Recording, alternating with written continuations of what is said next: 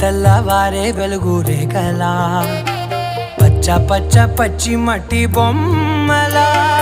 అల్లి బిల్లి వెన్న పాల నురగలా అచ్చ తెలుగు ఇంటి పూల కొమ్మలా